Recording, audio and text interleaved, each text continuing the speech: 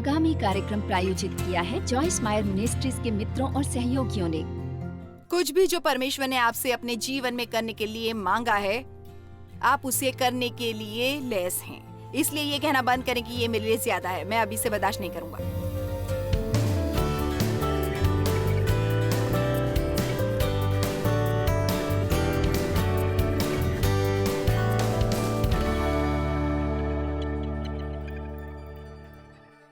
धन्यवाद प्रभु वचन के लिए। हम इसके लिए बहुत आभारी हैं और प्रार्थना करते हैं कि आज आप हमारी मदद करेंगे असली संदेश समझने में जो आपने आज यहाँ हमारे लिए रखा है। यीशु के नाम में। क्या आप उठे हैं, उठकर गए हैं और चले गए हैं? चाहे आप कोई भी हो, चाहे आप जीवन में कुछ भी कर रहे हो, चाहे आपका व्यवसाय कोई भी हो, जीवन में आपकी मंजिल। कई बार ऐसा होगा जब आप इसे करते करते तंग आ जाएंगे। देखिए, हम सब सोचते हैं अगर मैं वो कर सकूं अगर मैं वो कर सकूं, अगर मैं बस यहाँ रह सकूं। पर आपको सच बताऊं, मुझे परवाह नहीं है आप क्या करते हैं। कई बार समय लगा होगा जब आप इसे करते हुए तंग आ गए। केवल वही लोग जो जीवन में सफल होते हैं, वो जो कर सकते हैं, जो वो जानते हैं और उन्हें ये करना चाहिए बिना भावनाओं के, जो उन्हें प्रेरित करे। जीवन में वही लोग सफल हो सकते हैं। ये वो लोग होते हैं जो वो करते हैं, जो वो जानते हैं इन्हें इसे कैसे करने की जरूरत होती है बिना भावनात्मक प्रेरणा के। माएं तंग आ जाती हैं बच्चों की देखभाल करते। ये ऐसा नहीं है कि वे आपको नहीं चाहती, पर आप उनकी देखभाल करते करते तंग आ जाती हैं। आप घर की सफाई करते हुए तंग आ जाती हैं। आप खाना बनाते वक्त तंग आ जाती हैं। हाँ, वयस्क भी चाहते हैं कि 1 या 2 दिन ऐसे हो जहां वो कोई फैसला ले सके। मैं भी कई बार जो करती हूँ उससे तंग आती हूँ। मुझे ये बहुत पसंद है। मैं कई बार सफर करते तंग आ जाती हूँ। मैं तंग आ जाती हूँ। हमेशा किसी बात का इंचार्ज रहते मुझे वहां बाहर बैठना ही पड़ता है, किसी को देखूं क्या कर रहे हैं वो। मैं आप लोगों के बारे में सोच रही थी जब आप भक्ति कर रहे थे। मैंने एक औरत को देखा, वो बस ऐसे लीन थी। अब मैंने उसे देखा ऐसा करते हुए। जब मैं यहाँ आती हूँ, अपना मुंह खोलती हूँ, ईमानदारी से कहूँ तो हम हमेशा सोचते हैं कि हमें किसी चीज का और ज्यादा ध्यान करना चाहिए, पर वो बात जो नहीं देखते वो ये है कि जितना ज्यादा चीज आपके पास है उतनी ही ज्यादा जिम्मेदारी है। और लोग ये नहीं जानते, ऐसी बातें मांग रहे हैं जिसमें मजे वाले भाग नहीं है। उन्हें काम करना पड़ेगा, जिम्मेदारी निभानी होगी। आपको बड़ा घर चाहिए तो सफाई भी करनी होगी। आमीन। कई बार मैं तंग आ जाती हूँ सारा समय लोगों से पैसा मांगते मांगते, पर आपको मिलता नहीं। यदि आप मांगते नहीं तो ये उसका हिस्सा है जो मुझे करने की जरूरत है। यदि मैं संसार भर के लोगों की मदद करना चाहती हूँ तो मुझे पैसे मांगने ही पड़ेंगे। पब्लिक की निगाहों में आए लोग नॉर्मल रहना चाहते हैं और नॉर्मल लोग चाहते हैं कि लोग उन्हें पहचाने। तो मेरा मुद्दा यह है कि चाहे आपके जीवन में गंतव्य कोई भी हो, चाहे आप कुछ भी कर रहे हो, कृपया आज मुझ पर विश्वास करें जब मैं आपको ये बताती हूँ। कुछ और करना आपको ज्यादा अरसे तक कोई खास खुशी नहीं देगा। अब हाँ, अगर आपको अपने से सपनों की कोई नौकरी मिली तो आपको कुछ समय के लिए खुश रखने में मदद मिलेगी, पर आप अंत में तंग आ जाएंगे। कुछ लोग हैं जो बस ये सोचते हैं कि वो बस मर गए हैं और वो स्वर्ग गए हैं। ओह जब वो हमारी मिनिस्ट्री में काम करने आएंगे, ये ऐसे है, पता है क्या, 1 महीने के बाद उन्हें पता चलेगा कि ये एक नौकरी है किसी और नौकरी की तरह, और ये कि हम किसी बादल पर ही तैरते नहीं रहते हैं और हालेलुया ही नहीं गाते। वो जॉयस मायर के लिए काम करते हैं और मुझे खुशी है। आप मुझे टीवी पर ज्यादा देखने हैं बजाय उनमें से बहुतों के, और हम उनके समय की कद्र करते हैं। और आखिर ये एक नौकरी ही है, एक अच्छी नौकरी, और फिर भी ऐसी नौकरी जिससे आप वैसे ही तंग आ सकते हैं जैसे दूसरी नौकरियों से तंग आ जाते हैं। कितने हैं? खैर, प्रभु की स्तुति हो। केवल माइक और मैं, डेव ने अपने हाथ नहीं उठाए। देव, क्या आप कभी तंग आ गए हैं जो आप कर रहे हैं? आप सचमुच नहीं आते, वो बस कहते हैं। मेरे ख्याल से देव किसी और प्लेनेट के, और मैं अभी बुझ नहीं पाई किस प्लेनेट के हैं। ये बिल्कुल ठीक है। ये सब भावनाओं की बातें होती हैं जिसमें हम उलझे हैं। आप उठते हैं और जाते हैं और चले जाते हैं, आपको ज़रूरत होती है उठने की और वापस आने की। आप बस बैठे ही नहीं रह सकते, बस खैर हमें बेहतर करना है और किसी और से उम्मीद रखें हमें बेहतर महसूस करवाने की। परमेश्वर ने हमें एक स्वतंत्र इच्छा दी है।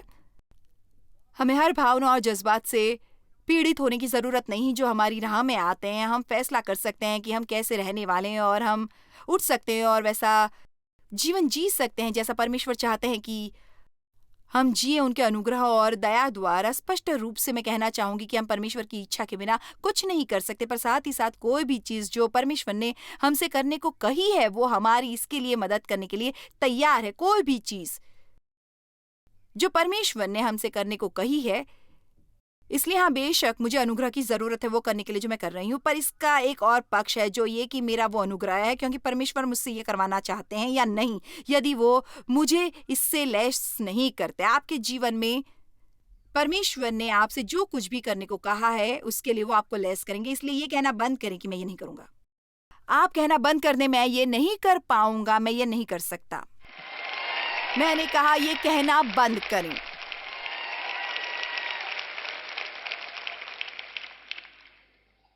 कोई भी मुर्दा चीज परमेश्वर की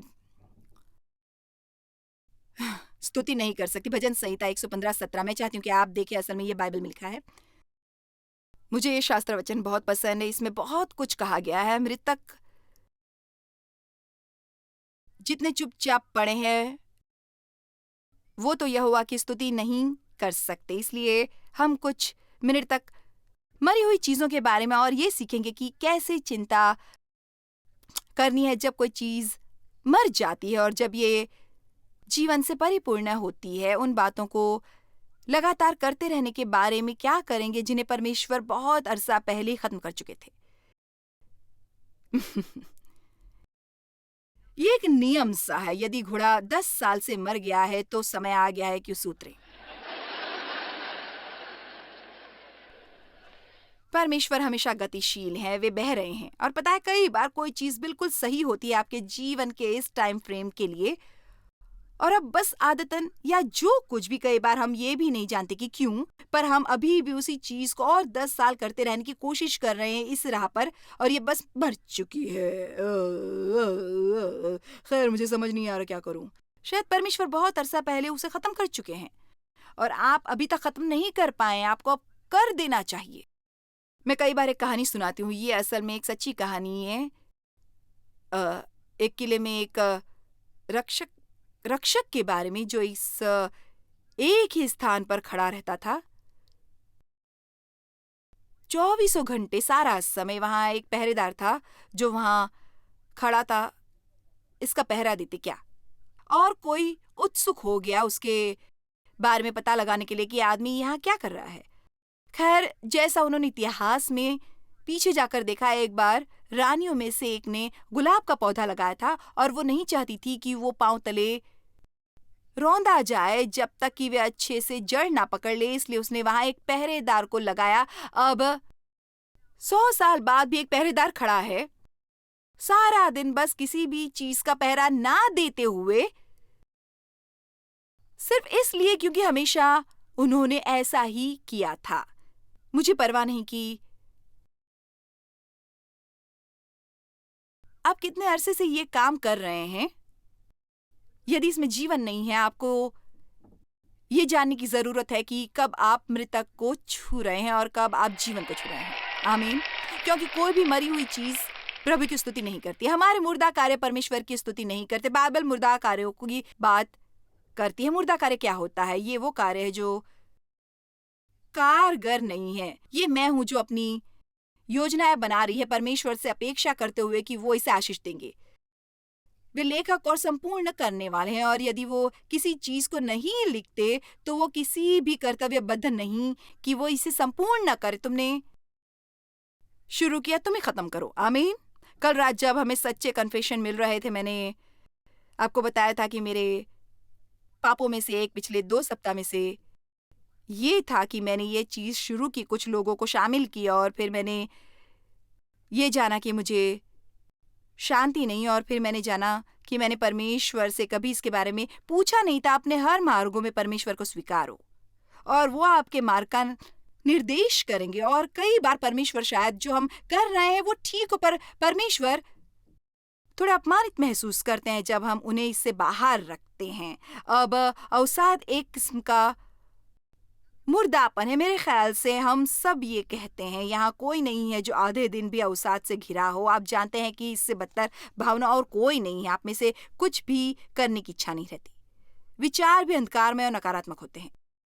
जब दाऊद अवसाद में थे, भजन करता दाऊद, राजा दाऊद, जब वो अवसाद में घिरा था तो वो बस यहाँ पड़ा नहीं रहा और अवसाद में रहा। चलो भजन संहिता 42 और 43 देखें और कुछ ऐसे एक्शन देखे जो दाऊद ने किए। इसलिए मैं आपको पहले से ही बता दूं कि अवसाद के बारे में क्या कहने वाली हूं। ये कहकर मैं जानती हूं कि बहुत से लोग अवसाद से पीड़ित होते हैं। मैं बिल्कुल असंवेदनशील नहीं रही हूं।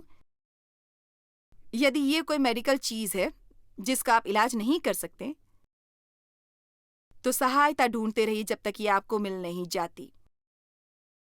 पर इस विषय पर मैं जो कुछ भी पढ़ती हूँ उसमें लिखा है कि यदि अवसाद आपके शरीर के द्वारा उत्पन्न हुआ है या कुछ मेडिकल है, आपको फिर भी कई स्तरों पर उससे लड़ना होगा। और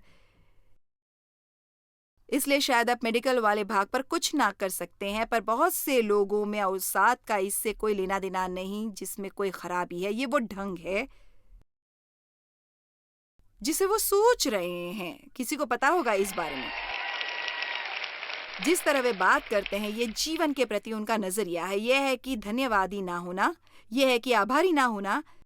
पर ज्यादातर ये इसलिए होता है कि आपका मन गलत चीजों पर लगा है। और दाऊद यहाँ इसी की बात करता है।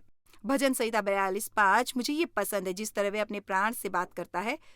वो मेरे प्राण, तू क्यों गिरा जाता है? तू अंदर ही अंदर क्यों व्याकुल है? परमेश्वर पर आशा लगाए रहे, क्योंकि मैं उसके दर्शन से उद्धार पाकर फिर उसका धन्यवाद करूंगा। अब अगर आप इसका पहला भाग पढ़ें, दाऊद याद करता है, जैसे वचन 3 की ओर देखें।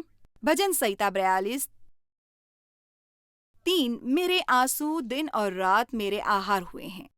और दिन भर लोग मुझसे कहते रहते हैं, तेरा परमेश्वर कहाँ है? तो लगता है कि वो एक बहुत ही कठिन दौर से गुजर रहा था और लोग भी उसे उल्हाने दे रहे थे और कह रहे थे, खैर कहाँ है तुम्हारा परमेश्वर? ये चीजें मैं बेकार ही याद कर रही हूँ। मुझे इसकी प्रतिक्रिया बहुत पसंद है। ये स्मरण करके कि मेरा प्राण शोकित हो जाता है कि मैं कैसे भीड़ के संग जाया करता था। मैं जय जयकार और धन्यवाद के साथ उत्सव करने वाली भीड़ में परमेश्वर के भवन को धीरे धीरे जाया करता था, जैसे एक बैंड मास्टर आगे चलता है। इसलिए मैं पूरी तरह नहीं पढ़ूंगी, पर एक समय था जब वो परमेश्वर की वाचा का संदूक शहर में ला रहा था और उन्होंने इतना जबरदस्त जलसा किया और दाऊद इतने अविश्वसनीय तरीके से खुश हो गया कि उसने कपड़े उतार दिए और लंगोटी में रहा और सड़कों पर नाचा। और उसने कहा, मैं रो रहा हूं पर यह है वो जो सोचूंगा।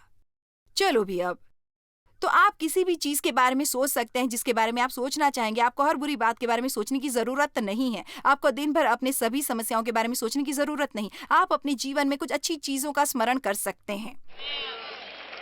और मैं भी सुबह कुछ उदास महसूस करती हूँ और ये अक्सर तब होता है, और आप बता सकते हैं कि चीजें गलत राह पर हैं। जब मैं सुबह थोड़ा उदास महसूस कर रही होती हूँ तो उसमें से एक बात यह है कि खैर बहुत सी बातें हैं जिसके बारे में मैं आपसे बात करूंगी, पर एक बात जो मुझे पता चली वो सचमुच मुझे मदद करती है। वो यह है कि बस जानबूझकर धन्यवादी हो, बार बार बार बार बार बार बार बार बार बार बार बार बार बार बार बार बार बार पर इसी तरह हम समझ सकते हैं। मैं सचमुच लोगों को यह समझाना चाहती हूँ कि वे निष्क्रिय नहीं हो सकते। एक निष्क्रिय व्यक्ति चाहता है कि कुछ अच्छा हो और वो बस वहां बैठे रहेंगे और इंतजार करेंगे ये देखते हुए कि क्या होता है। पर उसके लिए हमें उद्देश्यपूर्ण व्यक्ति होना चाहिए। हमें वो व्यक्ति होना चाहिए जो एक मकसद पर रहता है। उससे मेरा मतलब है कि हम फैसला करें कि हम क्या करने वाले हैं और हम उठे और ये करें। हमें इंतजार करने की जरूरत नहीं कि जब हमें महसूस होगा तब करेंगे। हमें एक अच्छा आइडिया आएगा तब करेंगे। और क्या इसका ये मतलब नहीं कि मुझे भी इसके साथ लेट ना होगा। मुझ में उससे कहीं ज्यादा सामर्थ्य है जो मैं महसूस करती हूँ। मैं असल में कह सकती हूँ, मैं इस काउच से उठूंगी और मैं अपने जीवन से कुछ करूंगी। एक लव ऑफ एक्टिविटी है जिसके बारे में मैं हाल ही में सुन चुकी हूँ और ये बहुत सिंपल है और ये मुझे पसंद। जितना ज्यादा आप करेंगे उतना ज्यादा आप करने के काबिल होंगे। जितना कम आप करेंगे उतनी ही कम करने की काबिलियत पाएंगे और आप जल्दी बूढ़े होने वाले हैं। जाइए 65 की आयु में रिटायर हो जाइए और जाओ एक कुर्सी पर बैठ जाओ। लोग पूछते हैं आप रिटायरमेंट के बारे में सोच रहे हैं? नहीं, नहीं, मैं सोच रही हूँ रिफायरमेंट के बारे में, रिटायरमेंट के बारे में नहीं।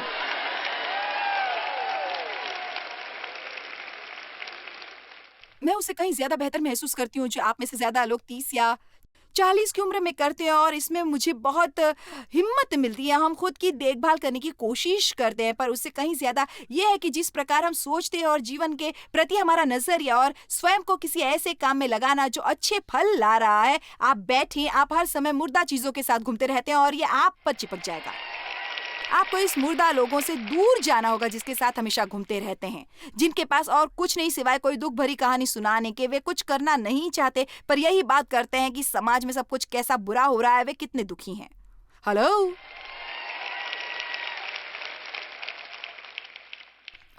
अच्छा लगा। कोई भी मुर्दा चीज परमेश्वर की स्तुति नहीं करती। आमीन। एक मुर्दा रवैया नहीं, कुछ भी नहीं। भजन संहिता 42 वचन 11। हे मेरे प्राण, तू क्यों गिरा जाता है? तू अंदर अंदर क्यों व्याकुल है? अब इस पर जरा सोचिए। परमेश्वर में आशा रख। मैं आपको थोड़ा सा बताऊंगी इस बारे में। ये देखिए, और उम्मीद लेकर इंतजार कर। मुझे ये बहुत पसंद है। मैं हमेशा इसके बारे में बात करना पसंद करती हूँ। आप में से कुछ को अपनी अपेक्षाएं अपनी अलमारी के पीछे से निकालनी होगी, उनकी झाड़ पोछ करनी होगी और उनको दोबारा से सक्रिय करना होगा, क्योंकि आपको बस बैठे रहने की आदत पड़ गई है। मुझे पता नहीं क्या होगा, मेरे ख्याल से हम बस रुके हुए देखें। खैर, मैं भविष्यवाणी कर सकती हूँ कि कुछ नहीं। परमेश्वर ने यिर्मयाह में कहा, तुम क्या देखते हो? आमीन। अब्राहम ने जब सब खो दिया तो परमेश्वर उसे ऊपर लेकर आए। उसे कहा एक पर्वत पर चढ़े और उसे वो ऊपर ले गए और कहा, तुम्हें क्या नजर आता है? इसलिए मैं उसके बारे में बात करना नहीं चाहती। आज जो आपने खो दिया, इसका मतलब ये नहीं कि मुझे परवाह नहीं, पर ये सब इसके बारे में नहीं है। मैं उसके बारे में नहीं सोचता जो मैंने खोया है। मैं इस तथ्य के बारे में बात भी नहीं करना चाहती, पर पता है अब कोई बचा नहीं सिवाय मेरे, और मुझे उसकी अच्छी यादें भी नहीं हैं। मैं उसके बारे में बात करना चाहती हूँ जो मेरे पास अच्छा है। मैं बुरी बातें याद नहीं करना चाहती। आमीन।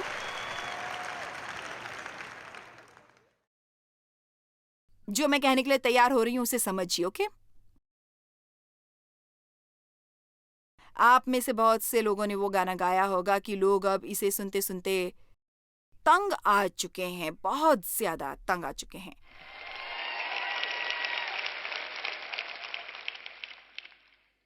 आपके ख्याल से बाइबल का क्या मतलब है जब ये कहती है प्रभु के लिए एक नया गीत गा? ये बस कुछ बनाने के बारे में नहीं है। ओह, मैं आपसे प्रेम करती हूँ, मैं आपसे प्रेम करती हूँ। इसका मतलब है कि कुछ बातों को अपने मुंह से निकलने दो, बजाय सारा समय वही पुरानी बातें, पुरानी बातें। मैं बेचारी हूँ, मेरे बारे में क्या होगा? मेरे जीवन का बुरा हिसाब है। पता है, मुझे अच्छी शुरुआत नहीं मिली। मेरे माता पिता मुझसे प्रेम नहीं करते। उन्हें पता नहीं था कि उन्हें कैसे करना है। वो स्वयं गड़बड़ी में थे। मैं फिर भी जीती रही। मैं अभी भी यहाँ हूँ। मैंने 4 बहुत ही होशियार बच्चों का पालन पोषण किया। मैं दुनिया भर में लोगों की मदद करती हूँ। ये मेरा रवैया है। ये वो तरीका है जिसमें हम जीते हैं। मेरे प्राण, तो इतना क्यों व्याकुल है? अपनी आशा परमेश्वर में रख और उम्मीद से उसका इंतजार कर। सब अच्छा ही होगा। आप बुरे मूड से उठते हैं, उसे बदलिए। मेरा मूड खराब है। ज्यादातर संसार उसी के विषय में है। उठने के 10 मिनट बाद, मुझे पता नहीं सुबह मेरा लेखा जोखा क्या था, पर मैं उठी और मैं सच कह रही हूँ 5 मिनट तक मैं बाईं ओर चल रही थी। मैं कह रही थी, मेरा मतलब, मैंने डेव से कहा, मैंने कहा मुझे महसूस होता है। मैंने रखा कि मैंने एक सीढ़ी रेखा पर चलूंगी और फिर मैं खुद को पाती हूँ इस तरफ जाती हूँ, पर मैं बिस्तर पर पड़ी नहीं रही और कहो माय गॉश, अवश्य मुझ में कुछ कमी है, कोई बीमारी हो गई है।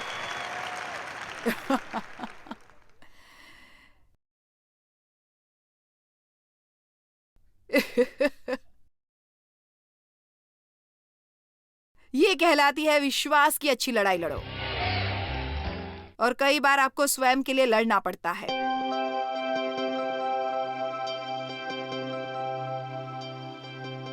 आपको प्रोत्साहित करने के लिए आपको याद दिलाना चाहूंगी कि परमेश्वर के लिए कुछ भी कठिन नहीं है। आप सचमुच वो कर सकते हैं जो करना चाहते हैं मसीह के द्वारा, जो आपको शक्ति देता है, सिद्धांतों के अनुसार काम करते हैं, और जब हम उनकी आज्ञाओं का पालन करते हैं तब हमारे जीवन में सामर्थ्य चीजें होती हैं। हमारे साथ बहुत सी अनपेक्षित चीजें होती हैं। हमें जानने की जरूरत है कि उनका जवाब कैसे दे। ये आपकी मदद करेगा ऐसा करने में। ध्यान से देखें। जॉयस मायर मिनिस्ट्रीज में आप हमारे लिए बहुत ही कीमती हैं, जितना कि आप जानते हैं। हम आपकी सराहना करते हैं और इस सेविकाई को दुनिया भर में संभव बनाने के लिए हम अपने दोस्तों और सहभागियों को धन्यवाद देते हैं। हम साथ मिलकर भूखों को खाना खिलाते हैं, गरीबों को कपड़े देते हैं और कई देशों में सुसमाचार बांटते हैं। अपना प्रार्थना निवेदन भेजने के लिए कृपया आज ही संपर्क कीजिए। हमारे स्रोतों के बारे में और भी जानिए।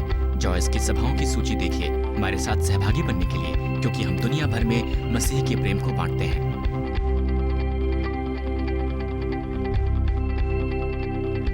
इसका खर्च उठाया है जॉयस मायर मिनिस्ट्रीज के मित्रों और सहयोगियों ने।